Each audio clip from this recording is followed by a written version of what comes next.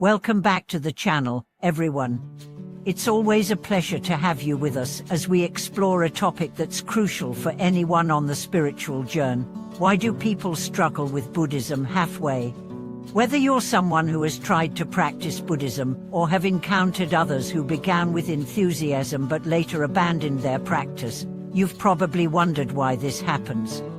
It's a common phenomenon, and today we are going to dive into the reasons behind it and explore how we can stay committed to the Buddhist path despite the inevitable challenges. We live in a world where distractions are abundant and instant gratification is often the norm. It's easy to start a new practice with excitement, but maintaining that dedication over time can be difficult. Many people begin their Buddhist practice with strong intentions, feeling the pull toward a deeper sense of peace, wisdom, and liberation from suffering. However, as time passes, the intensity fades and the distractions of daily life seem to take priority. So, what exactly causes people to give up on Buddhism halfway, and what can we do to stay committed? First and foremost, the reason so many people struggle with Buddhism halfway is because spiritual practice is often misunderstood. In today's society, we tend to view spirituality as something that promises quick results. We expect to see immediate changes, whether it's emotional healing, a sense of calm, or a deeper connection to the universe. But Buddhism isn't a quick fix. It's not about instant results or magical transformations. It's a gradual process of personal and spiritual growth that requires patience, dedication, and an openness to transformation over time. The Buddha himself warned against expecting immediate results. In the Dhammapada, he says, "The one who is free from anger and patient is wise." Patience is a crucial virtue on the Buddhist path because spiritual growth takes time. It's not about achieving quick success, but about cultivating a long-term mindset. When we first approach Buddhism, we may feel that it promises an escape from our problems or that it will bring us immediate peace. However, this understanding is superficial.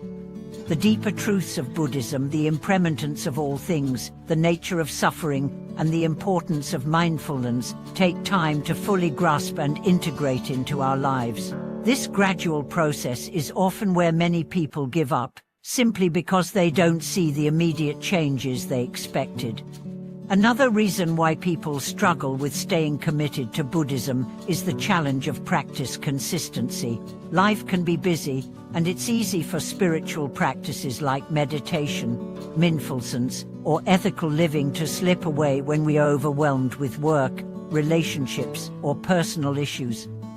At the start, practicing Buddhism feels exciting. It's a new adventure, a new way of thinking, and a way to bring more peace into our lives. But as the novelty wears off, it becomes more difficult to maintain consistency. Meditation sessions get skipped, mindfulness is forgotten, and the ethical guidelines, such as the 5 precepts, become less of a priority.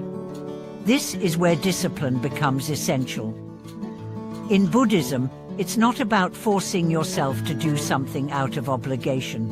It's about developing a daily practice that is integrated into the flow of your life. True discipline in Buddhism is about committing to your spiritual practice and making it a consistent part of your day, no matter what else is going on. Without this sense of discipline, the practice becomes easy to neglect, and once neglected, it can feel as though we've lost our way.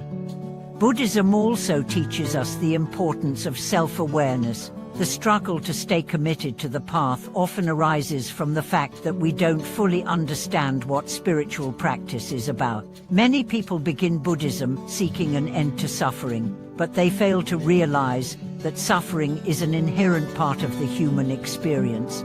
Buddhism doesn't promise to eliminate suffering. It teaches us to work with suffering, to transform our relationship with it, and to cultivate a mind that is free from attachment and ignorance. This shift in perspective is not easy. When things don't go the way we expect, or when we encounter difficulties, it's tempting to think that Buddhism isn't working, or that we are not doing it right. But this is a misunderstanding of what the practice is truly about. The Buddha's teachings are not about escaping suffering, but about understanding it and learning how to live with it in a mindful, compassionate way. When people abandon their practice halfway, it's often because they haven't fully embraced the depth of these teachings. They may be expecting a quick escape or a solution to all their problems, but the truth is that Buddhism is about deep, transformative work. The change it offers is not immediate, but lasting. The path to freedom from suffering is not about avoiding difficulties, it's about cultivating the wisdom to deal with them skillfully.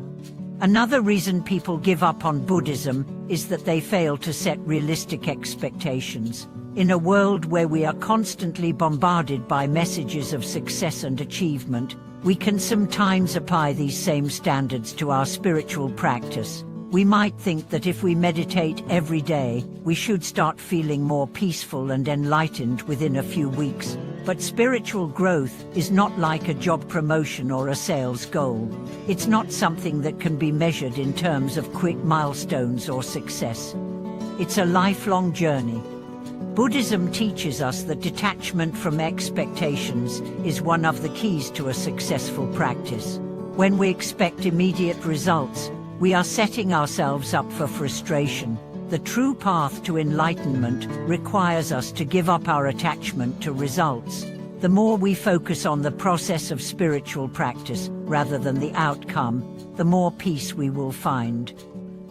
This doesn't mean that we shouldn't have goals, but it does mean that we must be flexible in how we approach our practice and accept that results will come in their own time, not according to our personal timeline. Another factor that contributes to people abandoning Buddhism halfway is lack of support. The Buddha emphasized the importance of the Sangha, or spiritual community, in sustaining our practice. When we practice alone, it can be easy to become discouraged, disconnected, or to lose sight of our commitment. A supportive community of like-minded practitioners can offer encouragement, wisdom, and perspective, especially during times of doubt. Without the support of a community, it's much harder to stay motivated and committed to the practice. The Sangha serves as a reminder that we are not alone in our journey, and that we can draw strength from each other's presence and support.